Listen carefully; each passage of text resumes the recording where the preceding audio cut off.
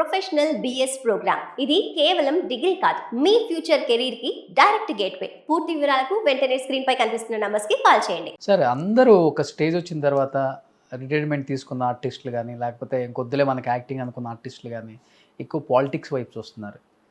ప్రకాష్ రాజ్ గారిని చూసాం ఇక్కడ, లేకపోతే సుమలత గారిని చూసాం, సౌందర్య గారు కూడా పాలిటిక్స్లోకి ఎంటర్ అయ్యే ఆ టైంలో చనిపోయారు. మీరు ఎందుకని పాలిటిక్స్ ఇంట్రెస్ట్ లేదా, లేకపోతే? డెఫినెట్గా నాకు ఇంట్రెస్ట్ లేదండి. It's not my cup of tea. డెఫినెట్గా పిలిచారు, వచ్చారు. కొంతమంది లీడర్స్ మన ఇంటికి వచ్చి ఇక్కడ కూర్చొని ఇన్వైట్ చేశారు, రాండి మీరు రావాలి పాలిటిక్స్ అని. ఎందుకు నాకే నచ్చలే. ఎందుకు వాళ్ళు తిట్టే తిట్లు మనకు అవసరం అనిపించిందా? ఇప్పటి వరకు మంచి పేరుంది. అదేం కాదు, నేను అప్పుడే చెప్పాను కదా మీకు, I'm a simple man.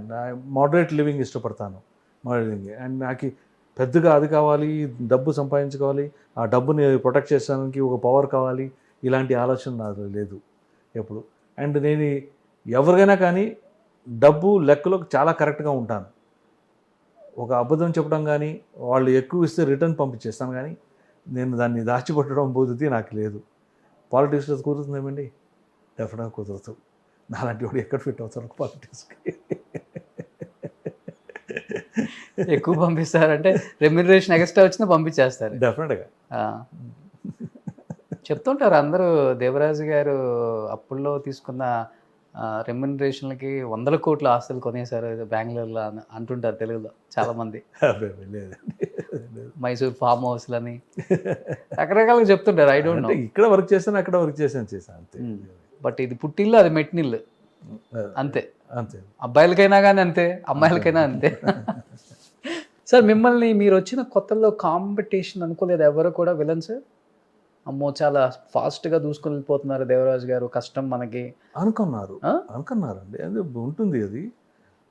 But అప్పటికి కొత్తగా ఇంకా కొంతమంది విలన్స్ బిజీగా ఉన్నారు. అప్పుడు మన హిందీ నుంచి శరత్ సక్సేనా ఉన్నారు, రామిరెడ్డి గారు ఉన్నారు. అప్పుడు అంకుశం వచ్చేసి రామిరెడ్డి గారు ఉన్నారు,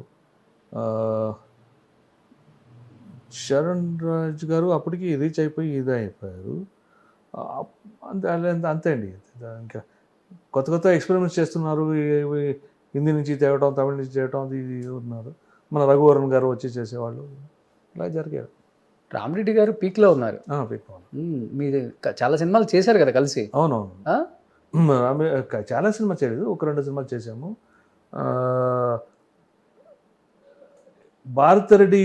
భారతనారి సినిమాకి రామిరెడ్డి గారి సినిమా రాజశేఖర్ అంకుశం, ఆ సినిమా 2 నంది అవార్డుకి పైపోటీలు.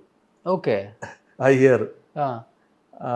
అప్పుడు అవార్డు ఎవరికి ఎలా దేవరాజు గారికి ఎలా, రామిరెడ్డికి వేయాలంటే అల్టిమేట్లీ లేదు, రామిరెడ్డి గారు ఏదో ఒక పర్టికులర్ ఏరియా నుంచి వస్తారు కదా ఆంధ్రాలో.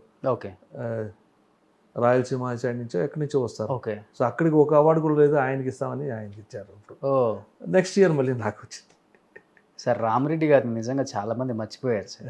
ఎలా ఉంటుంది సార్ రియల్ లైఫ్లో ఆయన పర్సన్? అసలుకి క్యారెక్టర్లో తెలుసు మాకు sir. Character cinema it's only created కదా sir. Every human being can be like that. ఎందుకు ఉంటారు లైఫ్లో? ఎందుకోసం ఉండాలి లైఫ్లో? అలా ఉండరు. సినిమాలో డ్రామా కోసం అలా చేస్తారు. అందరూ మంచివాడే sir, all friendly people, nice people. మీ ఇద్దరికి మంచి ఫ్రెండ్షిప్ ఉందా? ప్రొఫెషనల్ అంతే. సినిమాలో కలిసి యాక్ట్ చేయటం అంతే.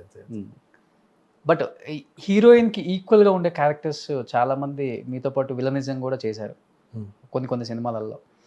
ఆ టైంలో ఎలా అనిపిస్తుంది అంటే హీరోకి ధీటుగా ఉంటే ఓకే, హీరోయిన్ దగ్గర కూడా మనం తగ్గి చేయాల్సి వస్తుంది, విలన్గా మనమే కొట్టించుకోవాలి, లేకపోతే మనమే ఓడిపోతాం చివరికి అన్నప్పుడు, ఒక పీక్ స్టేజ్లో ఉన్నప్పుడు ఏమన్నా అనిపించిద్దా అవసరమా మనకి ఈ రోల్ ఒప్పుకోవటం అని? అట్లానా? లేదు, నేను విలన్గా చేసేప్పుడు నాకేం అది అనిపించలేదు. బట్ ఒక హీరో ఇమేజ్ వచ్చిన తర్వాత అనిపిస్తుంది కదండి, డెఫినెట్గా. అప్పుడు వదుకోవాల్సి వస్తుంది. విలన్గా చేసేప్పుడు it don't matter for me. Over it is the protagonist and the antagonist, go on. అంతే. బట్ ఆ ఇంపాక్ట్ హీరో రోల్ మీద పడదా మీకు ఎప్పుడు? అంటే అక్కడ చేసినప్పుడు కూడా ఇక్కడ హీరోగా చేస్తున్నారు కదా, ఇక్కడ ఈ రోల్ మీద పడదా? లేదు, అప్పుడు లేదు. నేను ఇక్కడ హీరో అయిన తర్వాతే అక్కడ తగ్గింది నాకు. ఓకే. అండ్ ఇంకొకటి తగ్గడానికి రీజన్ ఏంటంటే, అప్పుడు నాకు కొంతమంది ప్రొడ్యూసర్స్ వచ్చి రిక్వెస్ట్ చేశారు, సార్ మీ సినిమాకి తెలుగులో మంచి డబ్బింగ్ రేట్లు వస్తున్నాయి, మీరు ఇక్కడ హీరోగా చేస్తున్నారు, మీరు అక్కడ విలన్ చేయడం వల్ల ఆ డబ్బింగ్ రేట్లు తగ్గిపోతున్నాం మనకి. ఓ మీ టైంలో అది కూడా ఉందా? ఓకే. సో మీరు ఇక్కడ కాన్సన్ట్రేట్ చేస్తే బెటర్ అనే లాగా లాగారు కొంచెం. ఇలాంటి రీజన్స్ ఒక 2-3 రీజన్స్ వల్ల సో అక్కడ తగ్గించి ఇక్కడ హీరోగా కాన్సన్ట్రేట్ ఎక్కువ ఇక్కడ చేశారు, హీరోగా కాన్సన్ట్రేట్ చేశారు.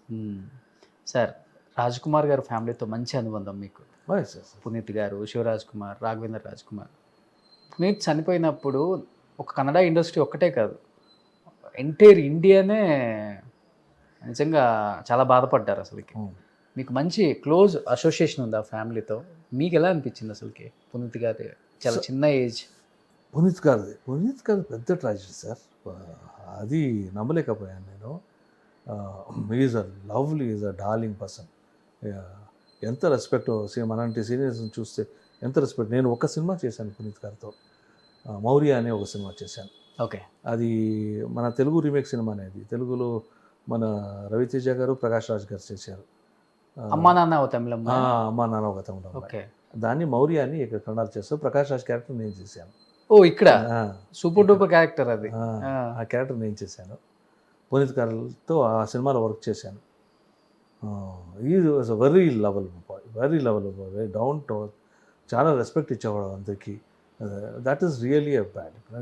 నాకు పునీత్ గారు పోయినప్పుడు చాలా పెద్ద షాక్ అయింది ఏంటంటే, ఇది మన కన్నడ ఇండస్ట్రీలో జరగటం 3వ 4వ డెత్ ఇలాంటిది యంగ్ పీపుల్ది. ఓకే. ఎప్పుడు నా ఎక్స్పీరియన్స్లో ఒకటి అందరికి ముందు అయింది శంకర్న. ఈ was such a close friend was. మేము డ్రామాలు కలిసి చేసాము. సినిమాలు చేసే ముందు నేను ఆయనతో డ్రామాలో వర్క్ చేశాను. ఆయన అప్పుడే స్టార్ సినిమాలో. ఆయన బ్రదర్ అనంతనాగ్ గారు.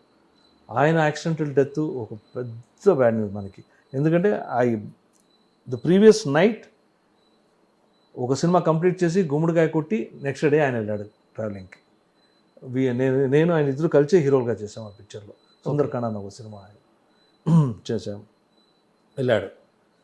ఆ తర్వాత సునీల్ అని ఒక అబ్బాయి, ఆయన పోయాడు. ఈయన నేను యంగ్స్టర్స్ పోవటం చాలా నష్టం అండి ఇండస్ట్రీకి. ఎందుకంటే అదర్ 20-25 ఇయర్స్ కెరియర్ ఉండేవాళ్ళు అంతా. అంటే వాళ్ళ రేంజ్కి రావటానికి ఒక ఆర్టిస్ట్కి కానీ ఎవరికి కానీ ఎంత కష్టం అవుతుంది. ఆ అదృష్టం ఉండాలి, ఆ టాలెంట్ ఉండాలి, ఇదే ఉండాలి. అక్కడ వచ్చిన తర్వాత మిస్ అయిపోతే పెద్ద లాస్ కదా అది. It's really a very big loss. And ఇప్పుడు శివన్న గారు చాలా డిస్టర్బ్ అయ్యారు, but is not able to show it outside. అవును. ఎందుకంటే ఆయన చూపించారంటే మొత్తం ఫ్యామిలీ వీక్ అయిపోతుంది. అవును. He has to hold the whole family. But అప్పటికి కంట్రోల్ చేసుకోలేకపోతున్నారు. కంట్రోల్ చేసి డెఫినెట్లీ కదండి. తమ్ముడు కొడుకు లాంటి వాడు, చాలా ఏజ్ డిఫరెన్స్ ఉంది. So the family still suffering on that. అవును, still suffering. Very sorry for it.